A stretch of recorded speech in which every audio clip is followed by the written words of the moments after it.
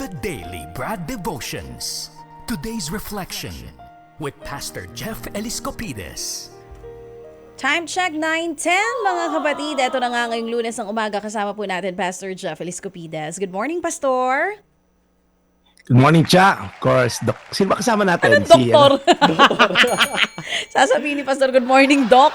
Si Gerard de la Peña, one of our senior News 5 correspondents. Gerald, yung gwapo. Nakikita ko yan. Nax. Papanood Malaking natin karangalan to. po, Pastor. Yan. Pastor, Lunes, mukhang bagong gising ka ngayong araw na ito. Hindi, nakaligo na ako. Magagarage sale Ate Grace mo. Ayun naman talaga, may pag-garage sale. Pero ito na inaabang ng mga senior citizens natin at super senior. Magandang balitang hatid ni Pastor. Anong good news natin ngayon, Pastor? Well, ang good news, si Dr. Chiki Galvez nakikinig. Doc, Chiki, Morning, thank you so much Doc. for listening. Yan. And also, happy 122nd year anniversary kahapon. Ako yung speaker nila sa church, sa Imus Unida Church. Diyan lumaki si Christian Bautista na yan yung church nila. So I got invited ng tatay niya, Tito Evert and Tita Jean Bautista. Thank you so much for inviting me. Pastor Chito Harcia and Pastor Armdick Kaday. Thank you so much for having me yesterday. Tuloy natin yung kwento ni Haring David. Last week, buong linggo pinag-usapan natin yung mga pinagdaanan niya, no? From humble beginning na isang shepherd boy, pinili siya ng Diyos na susunod na hari. Napatay niya si Goliath, pinainggitan ni Haring Saul.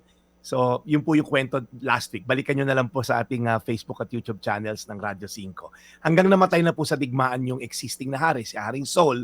Kaya next in line, dahil siya inanoint ng Diyos, pumalit na po si Haring David bilang hari. Medyo naging kampante yung buhay niya. Fast forward na lang natin kasi we don't have the time himayin ng gusto, no? Ngayon, kung akala nyo perfecto ang buhay ni Haring David, hindi po. Okay, naging hari na siya, sitting pretty na siya, pinakamalaking bansa yung sinasakupan niya, ibig sabihin pinaka-powerful.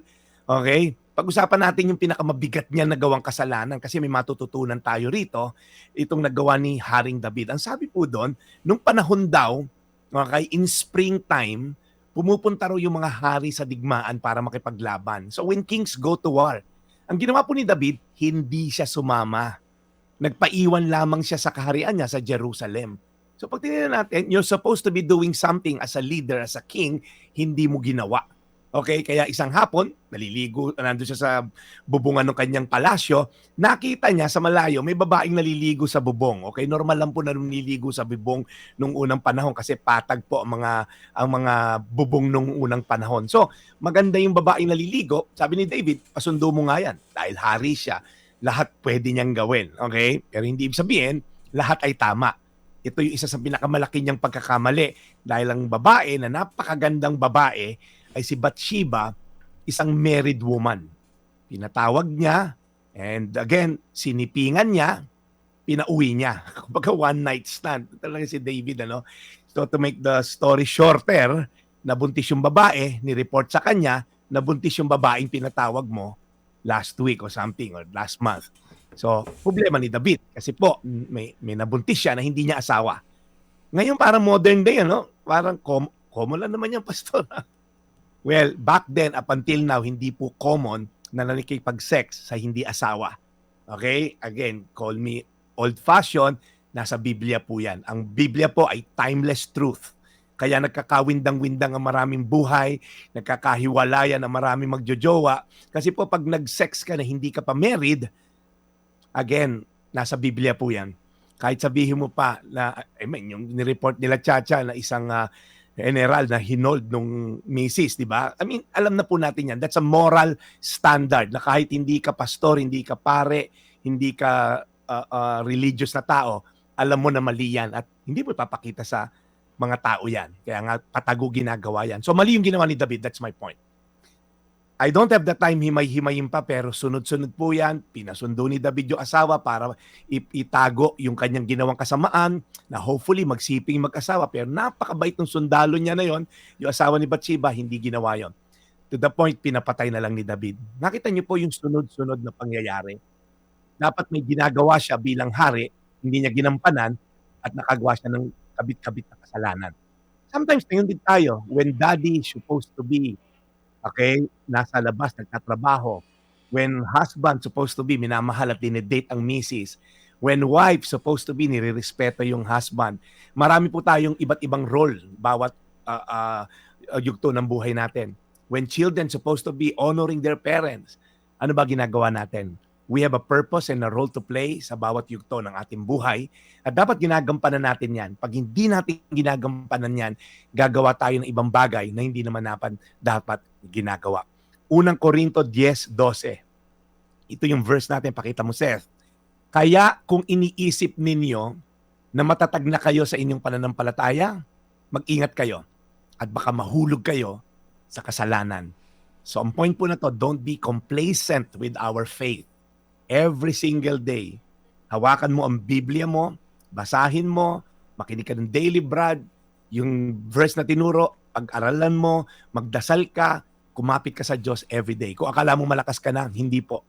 We're only as good as our devotion, yung daily devotion natin kay Lord. Maraming salamat. Again, Cha, of course, kay Manong Ted and the rest of the staff for giving me opportunity to share the word every day para magkaroon ng pagkakataon ng mga kababayan natin makapag-aral ng salita ng Diyos.